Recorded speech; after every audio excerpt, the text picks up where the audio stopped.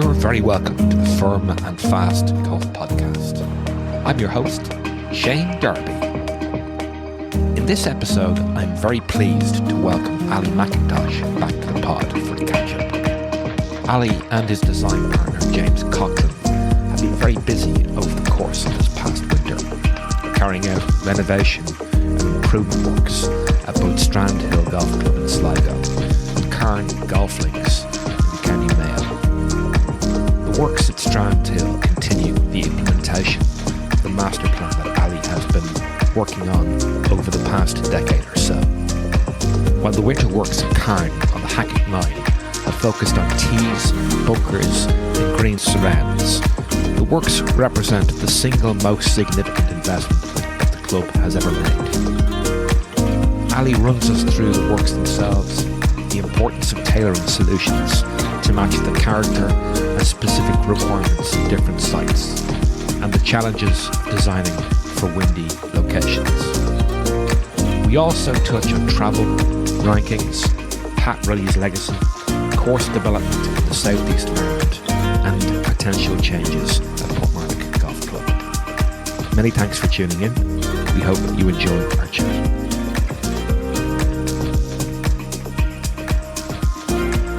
Ally McIntosh, you're very welcome back to the Firm and Fast Golf Podcast. How are you? I'm good, Shane.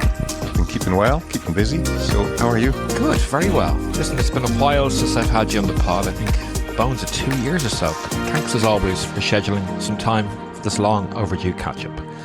Over the course of the next wee while, we're going to take a look at your golfing travels since your last appearance in January 2025, the ongoing winter renovations and revisions that yourself, Jim and the team have been carrying out at both Strandhill and Carne, and we will probably touch upon the artistry, sand blow and creation of natural looking features apropos that. But before we focus on today's main area for discussion, we might touch upon a new club membership for you in the Granite City, some reflections on your golfing travels over the past 12 months or so, and briefly linger on possible course revisions at your beloved your beloved Portmarnock Golf Club. First up, I believe a new membership in Aberdeen. Yeah, well, as you know, I'm from Aberdeen anyway. I've lived in Ireland for 27 years, but I'm from Aberdeen, and I've still family in Aberdeen. My parents are still there and alive, luckily. So, you know, I shouldn't need an excuse to go back and see them more often, but I figured I wanted to reconnect in another way with Aberdeen again as well. So I was playing Royal Aberdeen last summer with a couple of friends. Now, we got a lovely sunny day and all the rest of it, and I don't think I'd played it for 30 years, you know. And it just reminded me how great, first of all, the course was, how great the clubhouse was, what a wonderful kind of traditional club it is, and just everything I love about links golf. So I was fortunate enough to know a few folk there, and they put me forward, and I've joined Royal Aberdeen, which is a little bit of a I guess it's a little bit of an extravagance, but I think at least it makes sense. I can leave a set of clubs over there and all the rest of it, and it gives me an excuse to get across and maybe just play one round when I'm seeing my folks and stuff. So I've only had the pleasure of one visit as yet, but that dunescape that runs from Royal Aberdeen north to, I think, Fraserburgh and Peterhead, it's fantastic. Well, yeah, you're right, actually. I hadn't really thought about the fact that the dunescape keeps on going, but it does. I mean, you start actually in Aberdeen with the King's Links and the Queen's Links, right? So the King's Links is a municipal golf course there. The Queen's Links was where Royal Aberdeen was first started, so back in the 1700s, before they moved to Balgownie. Then you go north to Balgownie. The dunes are great there, as we know. It touches Mercer on the backside, a little bit like Baltray touches Sea Point. You can almost go onto the wrong golf course. Then you keep on going up to Balmedy and the two Trump courses, then Newborough, then Peterhead, then Fraserburgh. We know there's potentially another golf course going in next to Fraserburgh being developed at the moment. So, you know, I don't quite know where that is with a permitting perspective, but it'll be exciting once it happens. You missed Cruden Bay. I miss Cruden. How could I miss Cruden Bay? I miss Cruden Bay. So you got Cruden Bay there as well. So I think Aberdeen and Aberdeenshire, I hate to say it, but you could maybe say we could argue about who the developer is, right? But it almost needed those 2 trump courses to make it a proper destination. Because with all of those courses now, it's a proper destination. It's in there with East Lothian and Fife and Ayrshire. So, but in reality, I mean, Montrose and Carnoustie isn't that far away south either. No, correct. And, Arbroath, but Montrose is only, well, it's 40 miles south of Aberdeen, Arbroath 50 miles, Carnoustie 55 miles, something like that. We all know that Scotland is a great place to go and play golf. It does have more links courses closer together in areas than maybe we do in Ireland, where they're a little bit more dotted around. There's still big locales in Ireland, but I think Scotland's got a bigger congregation in different areas. Anyway, off on that particular tangent, have you had much of a chance to avail of the new membership at Balgany? No, not yet. I'm going across next weekend. You must address that. Yes, I'm going across next weekend. So hopefully I'll get 2 rounds, weather permitting, next weekend. I was there at Christmas for coffee, and that's about it. It was only last year that I joined, so at the end of last year. They've been doing a bit of renovation over there, I hear, as well. In Balgownie? I think so. A little bit. I mean, they've had erosion problems. So the front 9, and I'm sure most of your listeners will know a bit about it, but it's an out and back golf course. The front 9 goes along the seaside through a dune valley. All the holes are incredibly varied. A lot of people talk about the front 9 as one of the best 9 holes in golf. First hole is beautiful, which actually goes towards the sea with a green site that just hangs over the sea, kind of a horizon green with the sea behind it. But they've been having erosion, so where primarily all the tees used to sit on the main dune ridge and overlook the beach, some of those tees are now being moved inland, which I actually think adds to the variety. I think if you end up putting all of them along the dune ridge, they start feeling a little bit more, but now you've got the second inland, the fourth is still out. So I think it's okay as long as they don't keep on losing land. And if they lose the first green, that would be a tragedy. It's a pretty common problem, I think. I mean, Montrose is going in that direction as well. Montrose has lost a huge amount of land. So I don't know Montrose very well, but I know they're struggling with keeping erosion at bay. I mean, even if you go back to Ireland, different courses have lost a lot here. So you go back to Northwest, I think, have lost 100 metres over the 150 years that they've been in. So. But even if you look at what's happening in Portmarnock Strand at the moment, I mean, obviously your beloved Portmarnock is slightly further up the beach and you put in quite a considerable amount of rock armour. But being there pretty much every day, the bit that abuts Jameson Links, formerly the Portmarnock, the hotel course, the dunescape is disappearing. We were just chatting about it yesterday on one of the Portmarnock meetings. So yeah, there was huge erosion at a certain area just at the south end of the Portmarnock Links course, just above the north end of the public walkway down to the beach over this winter. So, they obviously need to think about that from their golf course perspective. We need to think about how that could affect our golf course as well. So we'll see what happens next there. But yeah, there's a lot of erosion there.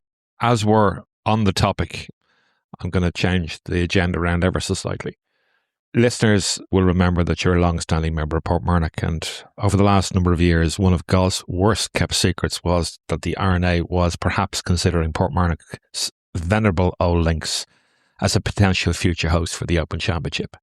Having previously staged the Amateur Championship in 1949 and 2019, the Women's Amateur, I believe, in 1931 and 2024, and indeed the Walker Cup in 1991, it was no surprise to read a piece from Brian Keogh in the Irish Independent at the end of April 2025 that said that a meeting of Portmarnock Golf Club members took place on Wednesday, the 30th of April 2025, to review and vote on proposed changes to the championship course in the event that major R&A championships are to be held at the venue in the future. In excess of 90% of members voted in favour for the proposed Mackenzie and Ebert revisions. You might expand on the extent of these potential revisions and why they have been deemed necessary.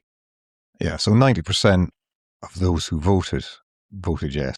It was overwhelming, which was good to see, right? You don't want to see a golf club divided when they're moving forward with advancements. There's obviously changes that are needed because the Open has become such a if it is the Open and if it does go ahead, has become such a huge event. It's I don't know, 2 times, 3 times, 4 times bigger than it was. It's become so big and commercial now, that it just needs more space in general. And the principle behind any changes that have been put forward by the architect and by the R&A are what you would expect.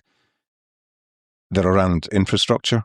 So infrastructure of getting people onto the golf course from a spectator point of view, and also infrastructure of just managing and running the event. And they're around golfer and spectator safety, because you've got to move a large amount of people around with golf balls flying anywhere. The third part was just to make sure it was a challenge for the modern day pro, which I think is less relevant, to be honest, because I think Portmarnock is challenging enough anyway. So I think most of the changes are anchored around those first 2 aspects, or most of the proposed changes. The proposed changes are big in some areas, but some of the key things which I was happy to see are that, for instance, out of the 18 green sites and green complexes, Portmarnock is very well known and respected for its green sites and green complexes. They only need to touch and change 2 of them. So it's not like it's a wholesale renovation. Most of the changes are driven there, as I said, purely by infrastructural needs and spectator flow and safety needs, or infrastructure flow. So you mentioned there's two greens, you said 12, I think, is getting a 12 is one. Actually, that one is less driven, I think, but I think 5 is the main one. So 5 needs to be moved completely, just from a spatial point of view. 12 is being proposed to be changed in situ, because they've deemed that there's not really enough pin positions on the green for holding a major championship. Which is probably fair.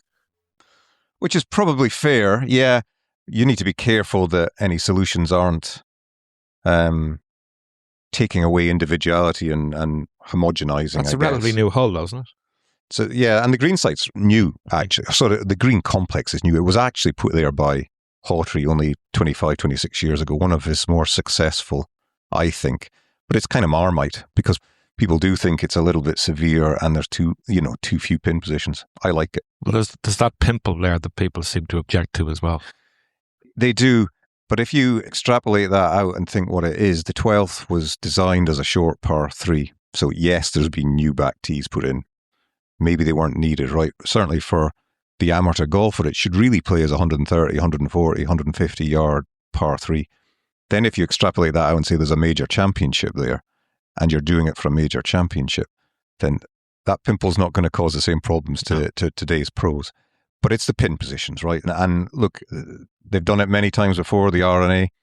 They understand what they need there. So, you follow that guidance. So, and then in terms of the potential order of the championship course, I believe 17, maybe 18, and 18, maybe 1. Is that correct? Yeah, which I think is a good move. There's been a lot of thought put into this. Makes a lot of sense. We've all seen the Open Championship and the spectacular finishing hole with the stands that effectively enclose it and become a stadium for most of the finishing holes. And Portmarnock's 18th is quite tight into the clubhouse, whereas the 17th has a huge amount of space behind it. And by fitting the stands around the existing 17th as the 18th, you move what becomes the first tee, which is the current 18th tee, into an old traditional position, actually, over on the yellow 9. To create that space. And then that's also closer to the practice facilities. So the guys can walk off the practice facilities onto the first tee and then continue around. So it makes sense. Absolutely, that resequencing makes sense. And the current second, which would play as championship third, is going to be a par 3? That's the intent. Yeah, I think maybe a par 3. Yeah, I mean, I think that's what's been put forward. There's sense in that as well. There'll be a tee on the seaside. I think there was a feeling that the opening 4s would all be relatively short, under 400 yards, although we see that at other venues like Troon, for instance. So maybe it was a sense to get a 4th par 3 as well. I don't know, but it gives an ability to put in there a really long, challenging 3. I think I don't know what the yardage was, but it could play 220, 230 yards, I'm guessing, for the pros in the event of a championship. And I suppose, no news is good news at the moment. Obviously, the membership is interested in having the event. What do you think it might mean for Dublin, and how good will it be for Irish golf? I think if you stand back, whatever you think about the changes, a lot of which are positive. First of all, will it happen? I don't know. I'm not close enough to understand. I know there's discussion continuing apace between Portmarnock Golf Club, Fingal, the government, the R&A. So they are talking still. I don't know where those discussions are. If you stand back from what would happen to the golf course, of which there are positives, and maybe you could argue there are some compromises in there as well, then I think pragmatically looking at it would be excellent for Irish golf. It'd be great to have such a major championship over. We know it brings a whole bunch of global awareness, tourism, money into the country. So I think on balance, you've got to say that it would be a good thing to happen, and I'm looking forward to seeing what the next steps are. Yeah, watch this space, I suppose. Well, listen, let's maybe take a quick look at some of your travels. I believe you've been to France, you've been to Pine Valley and California maybe over the last 12 months or so. Yeah, I had a good 2025 actually for invites. It was special to have an invite over to... Is Pine Valley as good as they say? Yeah, it's a weird one, right? Because Pine Valley sits at number one in the world, occasionally number two, but usually number one, has been for ages.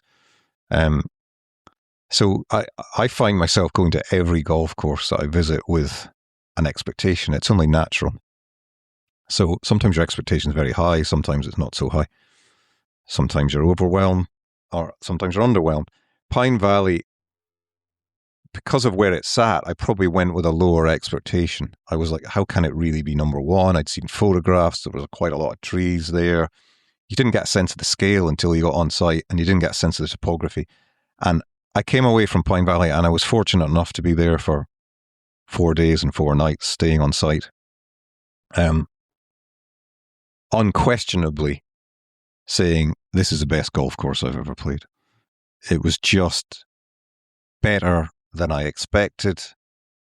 I didn't know how a golf course could be number one compared to some of the other ones I'd seen. It was big. The topography was great. The scale was perfect. Every hole was individual and excellent. You could take any hole and put it on any other golf course. It would be one of the best holes out there, which is actually what I say about Carne. Maybe Pine Valley and Carne are about the same then, are they? But it really was a super trip, and I was very, very fortunate to be invited. And if I don't go again, I'll have those memories, So you played both courses at Les Bordes on a different trip. That was a special trip as well. And that was a little bit. I'd wanted to go to Les Bordes for ages because I wanted to contrast the old course, which was that old Von Hage style, But he really went out boldly with that style. And I thought the old course was great. It was always talked about as being penal and too hard and all the rest of it. And yeah, it was, but I actually thought it was really enjoyable. And then the new course, which is Gilhan's, a little bit like that, sandy soil, natural bunkers, width, super course as well, had a little bit of a Heathland feel to it. But I'll tell you, I wouldn't be sure if I would want to play all on the new course, which you would think, I very 50-50. I enjoyed them both equally. It was a special trip as well. We were there for a little competition, so it wasn't all about the golf. There was a lot of golf played, and there was a lot of conversation and socialising. So you like your golf with a little bit of challenge involved, don't you? I don't know why, because my golf isn't good enough for it, but I do think... those Scottish genes. Different days I like different things, but I find some of the enjoyment out of golf to be playing well on a hard golf course sometimes. And it only happens rarely. Sometimes you come off, or often you come off a hard golf course and it's beaten you up. But even getting beaten up occasionally is okay. So the most enjoyment is going out on a hard golf course, having managed your way around maybe not shot your best score ever, but knowing you played well on one of those days. You also had a trip over to California, I believe. You skived off work and managed to get around at Valley Club of Montecito. I just played one round at the Valley Club, which I'd wanted to see for ages. Valley Club of Montecito just outside Santa Barbara, which is an old Mackenzie course, quite understated. Beautiful club, very classy club, but not ostentatious in the slightest. Doesn't put itself out there. The design kind of marries the club in so much as, it's not Cypress Point visuals. It's just very, very good Alistair Mackenzie design golf. And I had a wonderful host. So it was a special day actually at the Valley Club. Thanks for sharing those reflections and memories with us. I suppose we probably better move on to our main event, the Strandhill and Carne Winter Works and Improvements. I guess firstly, I want to pass on my congratulations to both clubs who've risen to 27th and 9th respectively on the top 100golfcourse.com recent Republic of Ireland ranking. I also note that the recent Irish Golfer magazine has placed the courses at 31 and 12 respectively on the Island of Ireland ranking. Rankings by their very nature are individually subjective, and I think it's probably skewable depending upon panel members' preferences and maybe any biases and specific criteria that are utilised by the publications themselves. As a panel member with both Top 100 and Irish Golfer magazine, outing you there a little bit maybe, the respective listings share some commonalities and also exhibit a number of differences. I'm just wondering how you would characterise the different approaches that each of those panels utilises. Would it be unfair of me to ask you which list better meets your own personal ranking? That's an interesting one because there's a bit of both lists meet my own preferences, I think. It is interesting to see the difference. I've had conversation about this before, that obviously the Irish Golfer rankings are done by a smallish panel of people who know Ireland very well. So have played the golf courses in Ireland a lot and maybe have formed strong opinions from that as they would, but know the golf course as well. The top 100 is more so, although they have some Irish people on the panel, of course, I think including yourself, maybe even these days.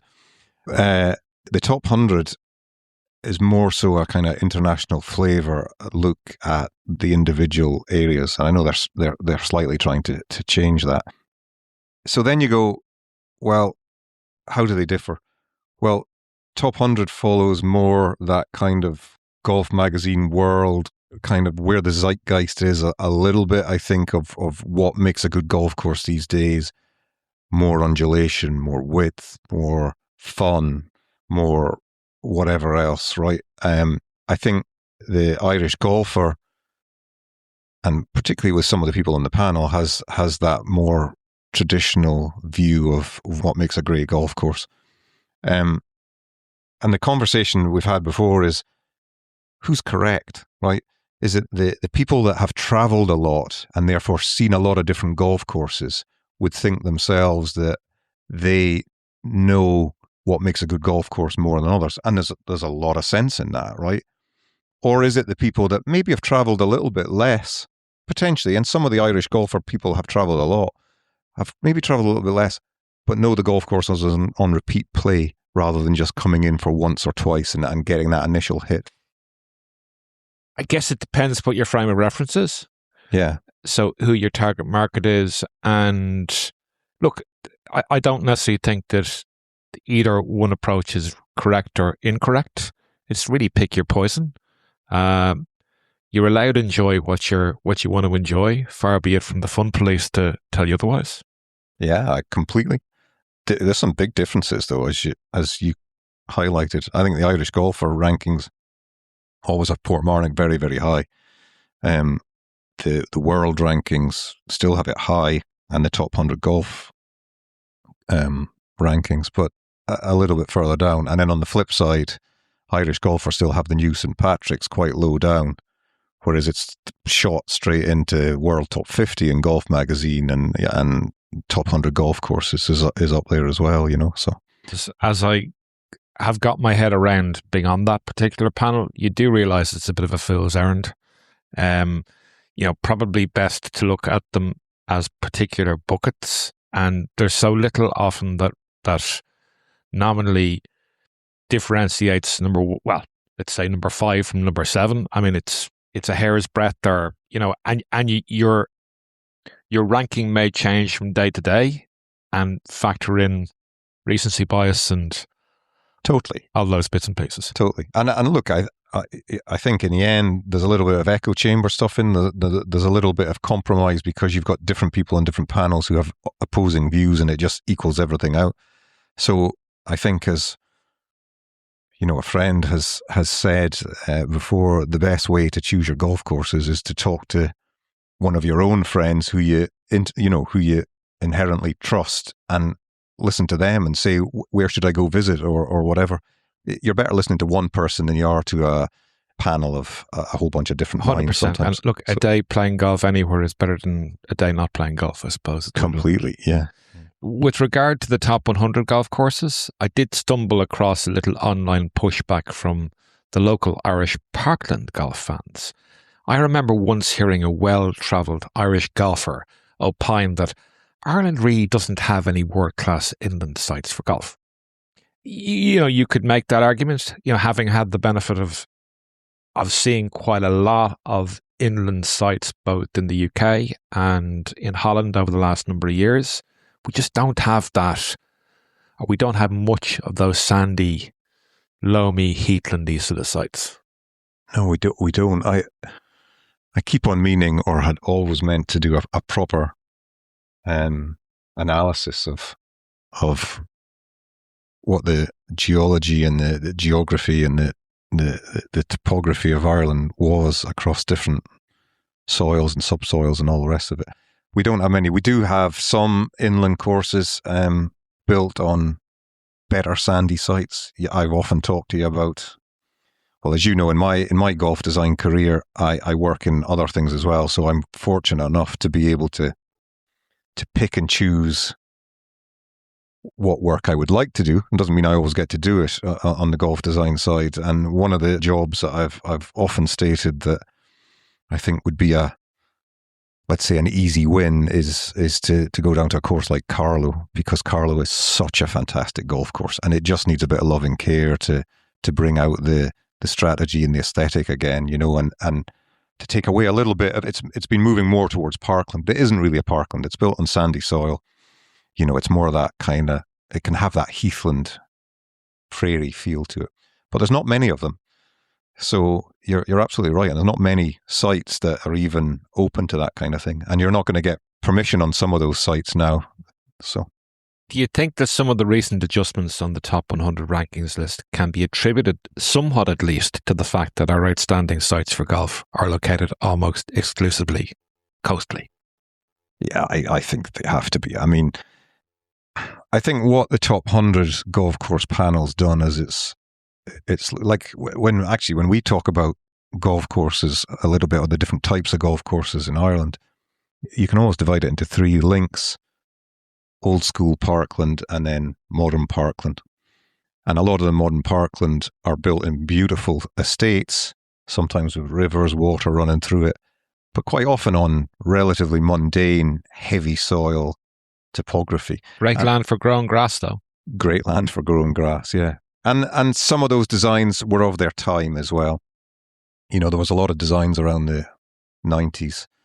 In general, our tastes have moved on, and our development of how we design and build golf courses has probably advanced a little bit in that 25, 30 years. It could reverse. Our taste might reverse, but I don't really see it reversing too much away from what the current desire is, which is natural, sandy, firm golf is always going to be the best, I think. So we put this off too long, or I put this off too long. Onwards to Strandhill and Carne. You have, of course, been involved with the evolving challenges at both venues for the past decade or more, overseeing steady improvements with James Coughlan and Jason at Strandhill. And in terms of Carne Golf Links, yourself and Jim built the additional Kilmore 9 back at the start of the 2010s, would you believe? And have more recently managed the most significant investment that the club has made to the links to date. We might start with Strandhill, which obviously kicked off the winter construction programme in November 2025. Before we take a look at the specifics of your endeavours, you may recall that I sent you a screenshot from the Irish Independent from Tuesday the 11th of November 2025. The headline reads, or the headline screams, "Works at Strandhill Dunes Golf Course not unauthorised despite concerns." Clickbait. Yeah, to a degree. I mean, like, if you recall, part of my original, I started presenting plans down at Strandhill in 2016, and part of the original proposal was, and I did a lot of work here to remain environmentally friendly, was to actually use about 1.5 acres, 2 acres of land up on the main plateau behind the fourth green to extend that fourth hole and then to build a par 3 coming back. And we engage with National Parks and Wildlife and have been engaged with National Parks and Wildlife and Sligo Council ever since. And that's 10 years, right? And we didn't get the permission of what we wanted to do, and we respect that permission. So what we did do is we, in the end, said, okay, we've kind of exhausted that now. Let's look at plan B, let's look at plan C, let's look at plan D. And what we ended up building was plan D. Now, that doesn't mean plan D is a weaker plan, it just means it was in a different area. It was exactly on the existing golf course. We weren't going into any of the new dune land at all, where plan A was quite far into it, plan B was 30 yards into it. We're now at plan D.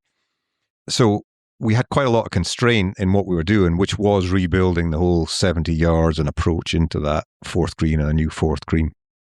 But it was all done with National Parks and Wildlife. It was staked out with National Parks and Wildlife. So everyone was fully, and the council, so everyone was fully engaged. What happened, I think, and when you say clickbait, is that it's so visible from the main road that both parks and the council were getting a serious number of phone calls, because when you're doing golf course work, it looks big. You know, you're opening up quite a lot of turf. You close it up again very quickly, but it looks big. And because you're up on that fourth green, if you recall the fourth green, it looks like you're into the dune land. But we were just working on the existing golf course. 5th tees we were doing as well, but in situ again. So my understanding, and if I could be wrong, so the fourth green has an improved green site, and obviously you've sort of run the 5th tee box and the surrounds. That was obviously part of that works as well. Yeah, the fourth green was, for those who've played it, it's elevated up high, and it was that old kind of amateur built ledge where they've just put basically more of a bench, into it, a very artificial looking bench. And it was a very tiny green site. And the only way you played it was you just banged it off the dune at the back and let it fall down. And you couldn't roll one up or anything like that. So it wasn't really becoming of its site or becoming of the course. And one of the things the main thing we've always been doing with Strandhill is just trying to take off all of those rough edges and bring a bit of design and aesthetic and strategy and everything into it to make it as good as it can be. So we built a new green in the same area, but it's completely different. It's 2 or 3 times, it's about 2.5 times the size. It's, it's got soft shaping all the way up to it. It's still steep up the hill. It's probably harder. We've got bunkers into the left. We've got a bunker at the back right, It's quite a 2-tiered green, actually, because you need that to work with the elevation. It was a really difficult green site to build because of the constraints, because we couldn't go into new land, so we couldn't create more space, and because it sits on quite a steep slope going up the hill. So it was a tough job, but very happy with the outcome. When I think of the 5th in Strandhill, I always think back to the time I visited there, and I was tickled pink by the advice proffered in the course guide. Shots drifting left will most likely get caught up in the dune system and disappear forever. So avoid taking off too much of the dogleg. You might describe the fifth hole to the uninitiated. The fifth is one of the great holes in Ireland, I think. Why is it one of the great holes in Ireland? It's one of the great holes in Ireland because of the movement in the fairway and the green site. It's like a mogul field from skiing more than any other hole I've seen. A bit like sixth at Westward Ho. But it's completely natural, yeah. Completely natural. Yeah. It's just this big, long par 5 of moguls into a really natural punch bowl green at the end, which is cool. And the tee shot is from up high in the dune system. And correct, there's a fairly big dog leg, and you can choose how much to cut off. We put a bunker in on that dog leg, which is a nicely positioned, a nice looking bunker. And then to help out with what you said, we did bring the fairway in forward and left because it's a bit of a carry for the shorter hitters. And then with the new tees actually move the green tees, the shorter hitter tees, a little bit to the right, soften the dog leg a bit. The view into the blind kind of dune that you carry over in front has been accentuated. So the tee system accentuates that tee shot, which before you were kind of just seeing a blind shot at the end of the tee that you were standing on. Now you see the dune you have to carry to get down and over into the fairway. For anyone that hasn't played Strandhill, I would wholeheartedly say it should be on anybody's itinerary. If they've either bypassed it or not been to the northwest, it really is well worth lingering there for at least a round. Was there anything else on the agenda for the winter for Strandhill? Yeah, I mean, you can argue, people can look, how long have you been working at Strandhill? Have you not finished yet? But like, it's the way we've been working with them. They have a budget. We move along. We've got a master plan. It's just taking a number of years to get through the master plan. I would imagine we have about 2 to 3 years left, and then we can say my job should move into just assuming they want to keep me engaged, just an ongoing consultancy job, to work with Jason and the team and keeping things the way they're supposed to be.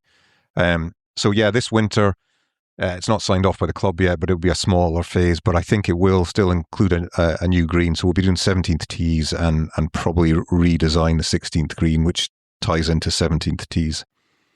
We have to do 13th tees, and then there's just a little bit of green surround work on the 15th. So that'll probably be the phase this winter.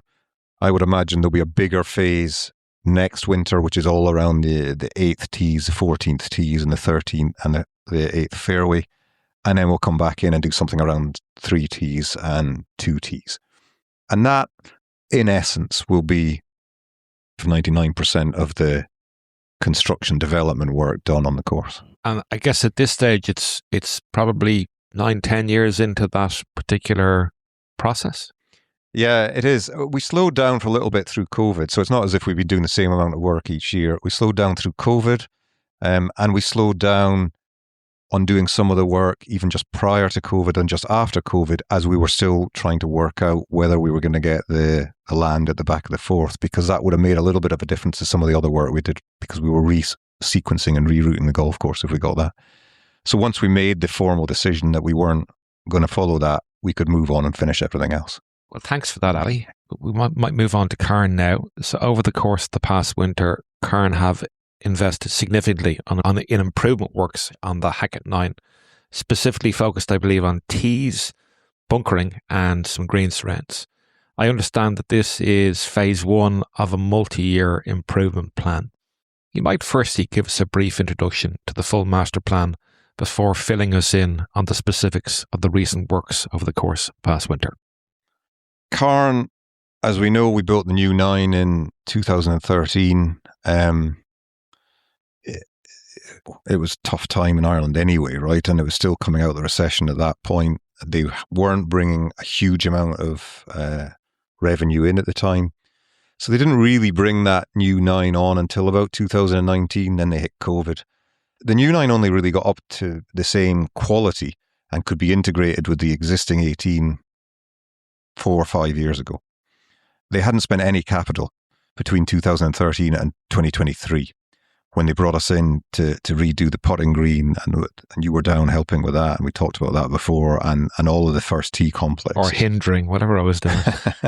No, you were a great help. We'll say that anyway. No, you were absolutely. It was great to have you down.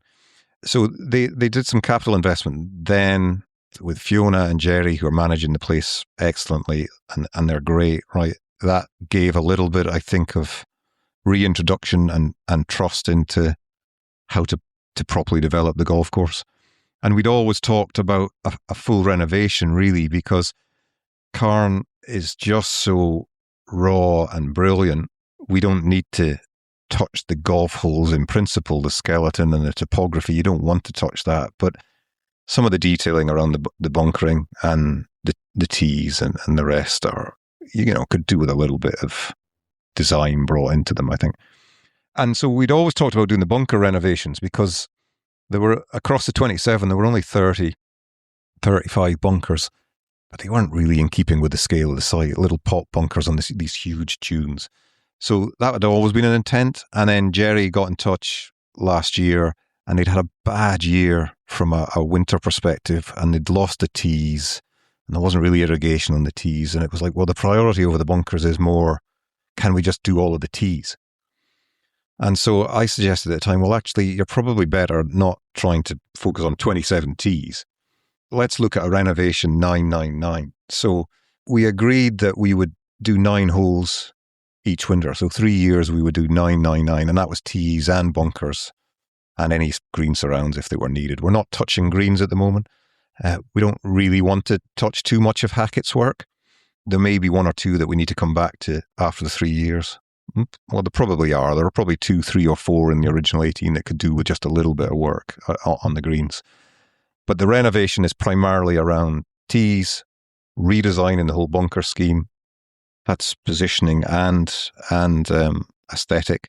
And, some of the green surrounds come with that as well. And just some of the paths and the access and egress.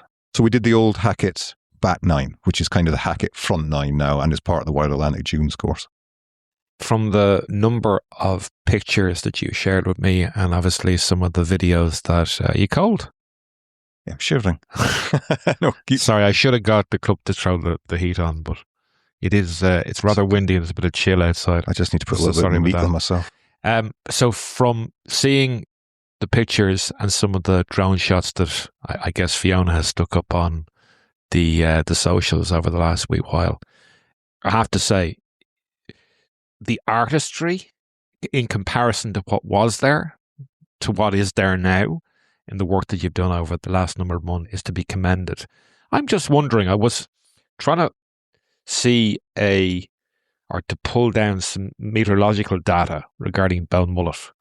And I was able to pull down a little bit, but it's a windy site, yeah? And I guess just to illustrate that, so the nearby Blacksod Bay has a somewhat fearsome reputation.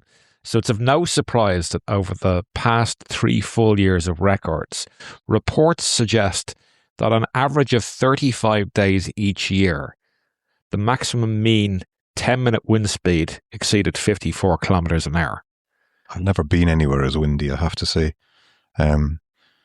Maybe I always hear that King Island and the rest in Tasmania are hugely windy, but I've never been anywhere as windy as Belmullet. So I'm assuming that you have to factor that into the equation in relation to orientation to the wind. How do you maintain or minimize sand blow? That was probably one of the reasons why the former pot bunkers that sort of were pretty much dug into the ground were as they were, just to try and minimize that sand blow and erosion. Sometimes that's an argument that, and it's a good argument, right? That you I mean, if you go back to the history of golf, you ended up shoring up eroded bunkers with timber or sod wall. That's how sod wall bunkers originated, really, just to stop erosion. But in Carne, and look, we did it ourselves as part of the new 9 to a degree to marry what was there as part of the 18. In Carne, really, I think it was less to do with that and more just to do with maybe a lack of artistry in the building of the original 18. But you do have to think about it the whole time. Absolutely. So I think, and for those who have been down to Carne, there are a huge amount of natural open blowouts anyway. So you do want to mirror that as much as possible. And we did. You've got to be careful when you're opening them up near green sites. So, because you don't want a whole bunch of sand blowing over your green. So we were a little bit more careful with the size and the shape of bunkering and how we would house them in shoulders near to the green sites. But it also enabled us with some of the fairway bunkers just to let loose. So there's 2 or 3 we only built 13 or 14. We didn't want to increase the number of bunkers hugely, but we only really built 13 or 14 in this 9. But 2 or 3 of them are very natural, and we'll just have to play. We're saying that we should really just play the bunkers through the green now, not as bunkers, because the edges aren't defined and all the rest of it. And we'll let them erode as they erode. And I think that is good, natural golf design. Occasionally they might go beyond where you want them to go, and the green staff might have to touch them up with our help, but it's no extra work to any other style of bunker. In fact, it's less, I would say, in letting bunkers just naturally evolve. And did you utilize the sand on site for the bunkers? So we've just because again, when you've got such natural blowouts around, I'd looked at putting bunker sand in and more formalizing it to hold it down. First of all, we're not going to do that at the beginning because you can't marry the color, right, of all the natural blowouts sitting around, and you want that to happen, the color and the texture of the sand. And secondly, I think by just using a kind of whacker plate and holding the stuff down and keeping it wet a little bit, we should be able to hold the sand more or less in play. We'll find out the 14 bunkers, as we did with some of the other bunkers that were built, that 2 or 3 of them get a real battering. And then we'll just have to judge ourselves, how do we manage that? Does it need managed? Are we happy to let them evolve? Do they need a little bit of touch-up? We may find that we do need to use some bunker sand in the end, but that's not the intent. So, and the aesthetic from a tee's perspective, it certainly looks like you've obviously increased the acreage or the space on the tee boxes, and it's a little bit more freeform as well. Would that be fair? Very freeform, I think, would be the intent was to I mean, every tee was dealt with differently. Every tee had its own problem. The acreage is definitely increased. We've put irrigation in, so they should be able to manage the grass better on it now and not see the wear. And the intent was to marry it freeform into everything that went around. So we just need to work with Fergus and the team on the mowing lines, make sure they're correct, trying to cut everything short, but not too short so that we don't get an unhealthy sward there. And then, just see how that goes. Very happy with the tees. Try to move some of the hard paths back to grass as well, because when you're in and around the tees, you just want the whole thing grass really as much as possible, but we've got to be wary of the compaction and the wear, particularly on some of the steeper slopes. For anyone that has read any of your contributions to Golf Club Atlas over the years, I know you're a man that rails against homogenization.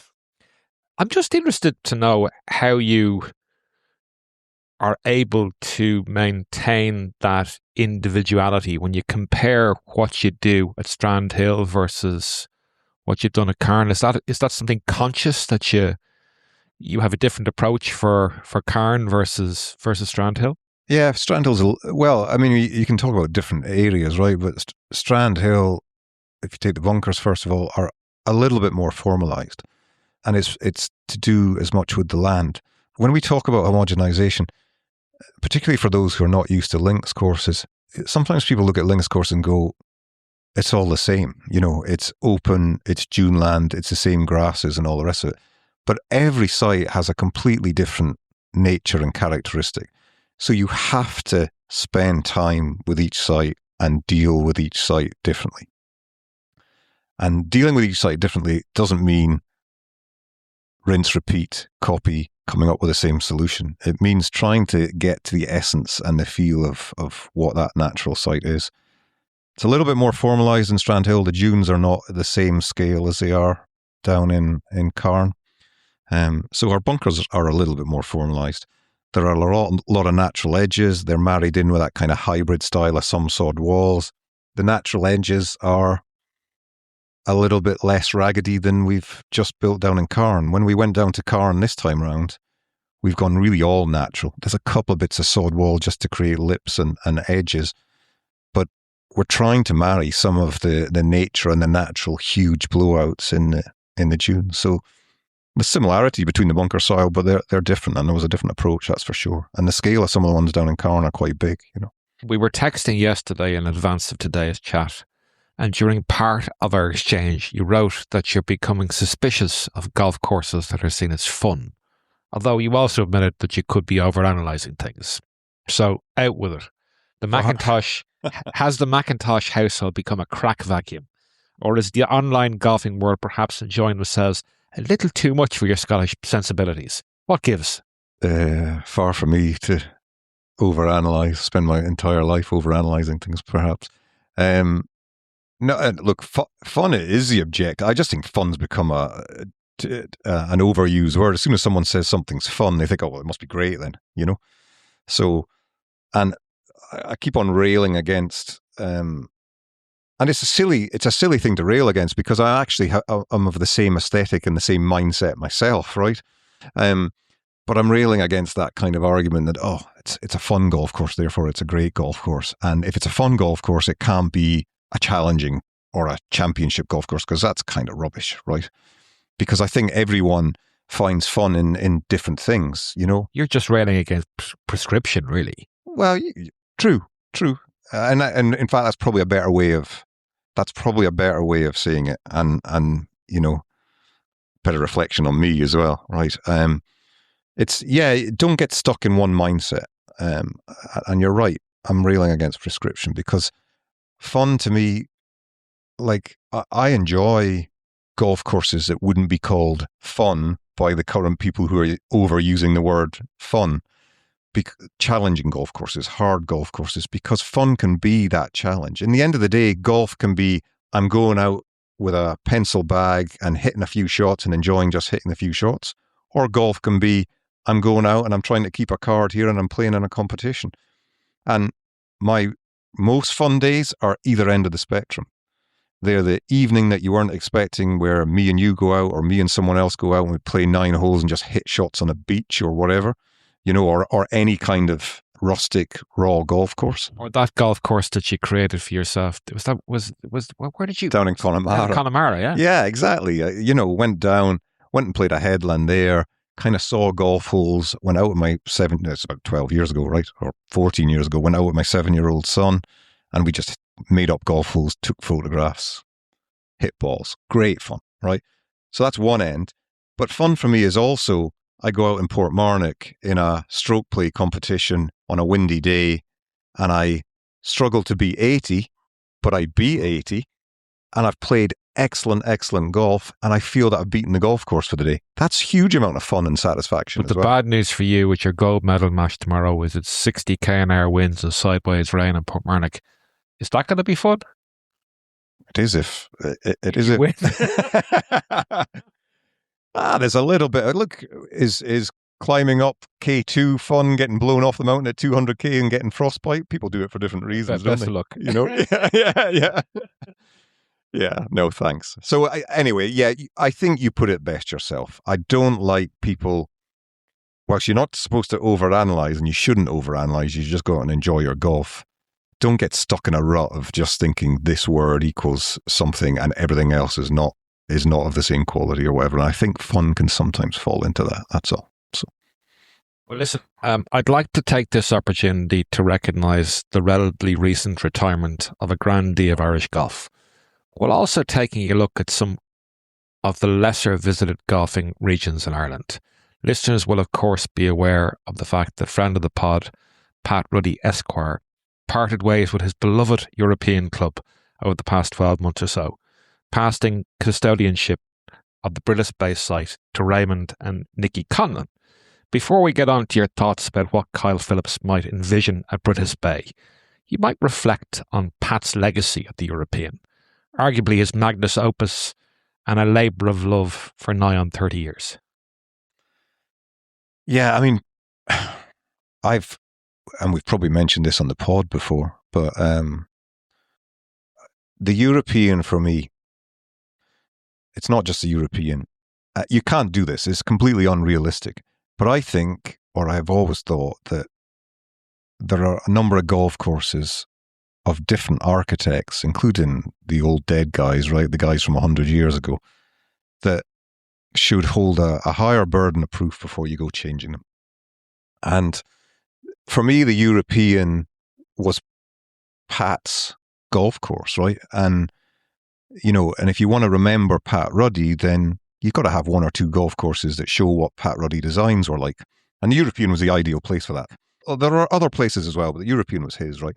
So in an ideal world, I would have said, despite the fact that maybe my design aesthetic is, well, it is very different to Pat's, right? It would have been one place I probably wouldn't have wanted to change.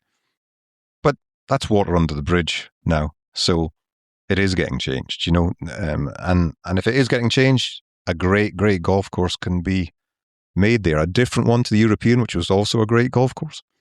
But a great golf course can be made. And I was down visiting, and I'm kind of excited to see what Kyle Phillips and Nicky Conlon and Connor Russell and the whole team down there come up with. So we'll wait and see. Before I quiz you on that particular last point you made, Pat should obviously be spoken of at the pinnacle of Irish design achievement, much like his mentor and friend Eddie Hackett. They brought golf design and development, I think, to the Irish rural countryside, where before they arrived, a relative vacuum existed in golfing terms. But as you say, it appears you're a little bit more au fait with current developments at the British Bake Club than I am. What do you think we can expect from what Kyle Phillips and the team down there are creating? Well, first of all, I went down soon after they kind of started working on site. The course was still open. So all they'd done at the time was they cleared out the vegetation. And as you know, there was quite a lot of non-links, indigenous palm trees. Yeah, vegetation there, particularly around the clubhouse, but also elsewhere. So even just the clearing out of that completely changed the look and feel of the place. I think what you'll find, I'm speculating a little bit, but I think what you'll find there is they will probably do a fair amount of construction work and a bit of earth moving, because the routing will be different to what it was. So, when you've got a routing there, you've almost got to cover up some of what was there. They are using some of the existing hole corridors for sure, because there are great hole corridors you wouldn't want to change. But I know they're not going to really be using the corner around 4 and 5 and 6, that where it kind of got deadlocked into a less attractive corner of the site there. Got a bit tight up there. Yeah, so I don't think they're using that. So I think we've seen the routing now anyway, but when I was down there before, it wasn't public, and we were kind of speculating on some of the things that were happening. So I think in the end of the day, Kyle and the team building it have an excellent reputation. They have an excellent reputation from being able to also create golf courses on good sites, but where construction is needed. Think about King's Barnes. And they've got excellent renovation reputation as well. So I expect it to be a top quality golf course. We'll wait and see. And it's due to open next year? I think so, yeah. They've got quite an aggressive time frame. As I said, I haven't been down there since they started construction work proper. I was only down there when they were clearing the vegetation. Okay. Well, listen, another new course that's currently in the final stages of growing is the Fry Straka Lynch creation beyond the Dune Ridge at Curracloe Beach in County Wexford. The development is the brainchild of Neville Hotels, the owners of Druids Glen Golf Resort in County Wicklow. As a complete aside, the Curracloe Strand is where the reenactment of the D-Day landings and Save It Private Ryan were shot by Steven Spielberg back in the late 1990s. What do you know about this course that, again, is due to open in 2027? Not a huge amount, actually. I mean, I haven't been down there. I haven't visited it at all. Obviously, you have a well-respected and excellent design partnership. And you've also got Jeff Lynch down there acting as on-site design project manager. And Jeff comes up with some interesting and good stuff. Jeff's a great designer. So I expect it to be a very good golf course, right? In the end of the day. I don't know too much about the site. There's a bit of a play on the fact that it's near the coast. It's a links course, all the rest of it. It's not a natural links course. They did say they found plenty of sand underneath parts of the site that were previously set aside for agriculture. So maybe it's less true links and more seaside adjacent. Would that be fair? Well, see, I've seen the photographs. It's difficult to tell how firm and sandy the site is in the end. It's difficult to tell whether they just had to go down a meter or something to get into that base sand right across the site, in which case they could have hit gold in some ways, So I don't know how heavy or how naturally firm the site's going to be. It looks like some interesting stuff. Don't know. I think they changed direction once or twice in the bunker style, which obviously isn't a major issue. Don't know why they changed direction, but I just heard that anecdotally that they changed direction as they were halfway through the build. So I think in the end, the design partnerships working now, and this is a huge generalization, versus 25, 30 years ago, have a little bit more design aesthetic and detail in them. So I expect it to end up with this design partnership being a very good golf course. Well, feeding into that homogeneity or individuality, if you like, it's nice to see two new golf developments relatively near by essentially designed and implemented by two different architectural firms. It should at least bring variety to the particular area in the sunny southeast. Yeah, I think so. It's always good to branch out into different areas. You can argue it's also nice to use your homegrown architects, right? But I don't think that matters. You choose the best solution.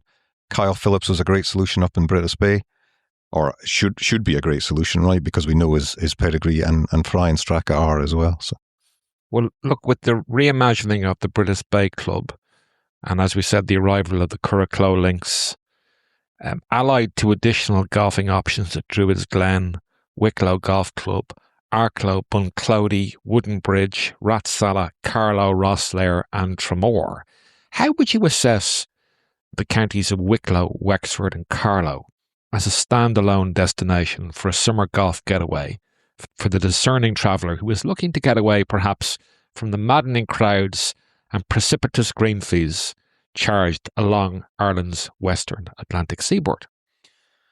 It could do with maybe just one or two more real top quality. You could do with another links course down near Rosslare, couldn't you? And there's not a huge amount of links land there, and you wouldn't get to build it if you wanted to. I always looked and scouring the coast, the site in Kilmore Quay would be so beautiful because you'd come straight out of the village. But is that the one that Els was going to do, or no, that was Hangman's Point, which I think there could be movement there. But there was another one. There was Retief Goosen was looking at one as well, wasn't he? I don't know about down there. Goosen was certainly Goosen was Leitrim. Was Lochrin, yeah. No, that was Nick Faldo. But with Jeff Howes, Goosen had one in Longford or Leitrim, I think. But Kilmore Quay of course you're not going to build on it, and it's too environmentally sensitive. But it could have had one of those great old school links starting and finishing in the village, and then just heading out this beautiful dune land. Anyway, that's total pie in the sky dream stuff. It's actually a complete aside. Tramore's original golf course, which was designed by Royal Dublin's Tom Hood, if I recall correctly, was actually a links before they moved. That's correct. And also, another little piece of nugget of information, they actually, H.C. Tippett ended up designing the current Tramore, but Tom Simpson had been asked to come up with a plan as well. Oh, I didn't know that. There you go. I didn't know that. And actually, I've never been down to Tramore, and I need to do that. I was just chatting to a Tramore member the other day. I was playing golf against him and losing to him. But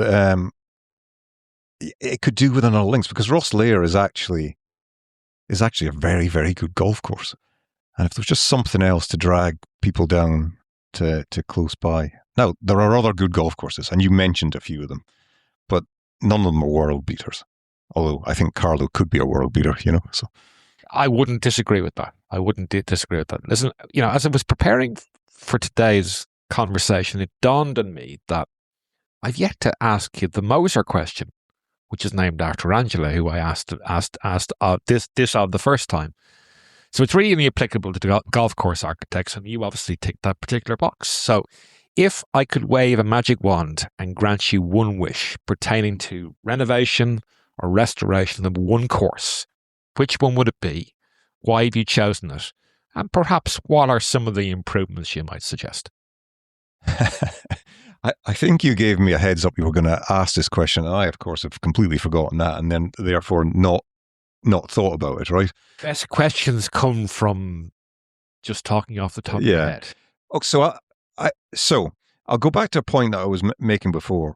You know, I've been working with Carne and Strandhill for many years. I've done other bits of design, not a huge amount.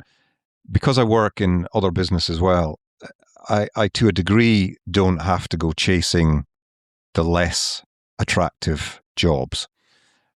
Therefore, quite often the work that I've got comes of me approaching golf courses because I genuinely feel that they could do with a bit of help, or there's an easy win for them, you know? I'm not really interested in the top golf courses because I don't think most of them need any change. I don't agree with change for change's sake, as you know, I've written about it before. So why do I want to go into a Portrush or somewhere else and change it? It doesn't need changed. It's cracking, you know? Where I think, and they've had a lot of design input over the years, and some usually from one of the golden age guys and all the rest of it. Where I think some of the best opportunities are for some of our golf courses are maybe just a tier slightly below, where they haven't really had a huge amount of great design input. They've had an original designer, but maybe the members have played around with it a bit or whatever. So that's why I kind of mentioned Carlo. Now, Carlo did have design input. Where it needs a bit of loving care is that, you know, since the Hawtrey and Taylor and Simpson and Gourley days, it's kind of lost a little bit of its way, its aesthetic, its bunkers, its trees coming up, you know. The green pads have been lost. So, you know, I'd love to get into Carlo. Other courses that I think could do with a little bit of help, maybe something like Laytown and Bettystown up above, you know. And I really want to get up there again this year and remind myself of it because, again, it's such a great piece of land, great golf course. It could do with some really easy win help, you know. So that's not going into big classics, right? These are not big jobs that I'm talking about. They're the ones that interest me because I think it's helping out slightly smaller clubs with easy wins. 100%. And I mean, you look at the opportunity that Laytown and Bettystown might present. I mean,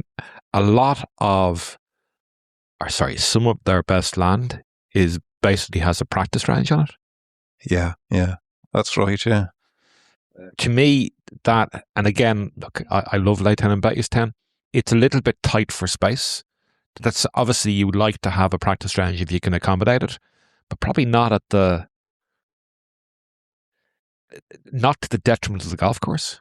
And if you've got, you know, a number of acres that are currently used as a practice range, which is on the seaside of the site, you know, the opportunities that could stem from that are unquantifiable currently. Yeah, I mean, I don't want to go into specifics there, and I haven't even talked to the club. I'm just throwing out kind of examples of places where I think you could make a difference quite easily. And you're mentioning one of the things there. You know, you try and use your best land for the golf course, and you try and, where possible, move your practice facilities a little bit more inland and don't use the better land with it, you know. But you look at some of those great, you know, London heathland sites, many don't have a practice range. Like Woking is an example, doesn't have a range. No, it doesn't. But I look, every membership has a different... of course, I'm not again, not wanting to be prescriptive. We've the same problem down in Strandhill, you know, where people want that practice area, and the practice area over by the Fifth is kind of 7 iron length, you know. So, you know, the club are looking at options. When we looked at maybe building holes out the back, more holes out the back, which we knew was never going to really fly, because the club did own 60 acres of dune land out the back as well, then we would have been able to move the 10th and 11th into practice. Sorry, and sold it. I don't know if it's sold yet. Oh, sorry, they still have it. They still have it, yeah. Okay. But I think they're thinking about trying to move it back because there's no use of it, you know, for the club. Because they'd never get permission to build golf there. So, and practice, I think, it's almost become more of a focus for some clubs in the modern era because some people don't want to just go out and play their 18 holes or whatever. They do want to just come down and hit a bucket of balls. So it's funny, you rewind 100 plus years and the gentleman of the day would have considered practice cheating. Well, you could be right. I still consider practice cheating. It equalizes it a little bit for me. There's nothing like car park golf. yeah, exactly. Listen, Ali, it's always my great pleasure to nerd out with regard to golf course architecture. Keep up the great work, the guys at Strandhill and Carne, and let's find some time over the course of the summer to schedule a game or two. Absolutely, Shane. It's been great to catch up, and we will be playing once the wind and the cold disappears a bit more, maybe. Best of luck in your gold medal match tomorrow. Yeah, we'll see. 60 kilometres an hour winds. I hadn't realised that. Go easy, my friend. Thanks very much. You too. All the best. Many thanks for tuning in. If you don't currently follow us on socials, you can do so as follows. On X, you can find us at Firm and Fast Golf. On Instagram, Firm and Fast Golf Podcast. On Blue Sky, if you're that way inclined, the Firm and Fast Golf Podcast. On YouTube at the Firm and Fast Golf Podcast, and indeed finally on Substack at the Firm and Fast Golf Podcast, occasional newsletter. We favour to ask, if you're still with us, if you're enjoying the show, you might consider giving us a star rating or a review on your podcast platform of choice. It really would be appreciated. Thanks again for listening.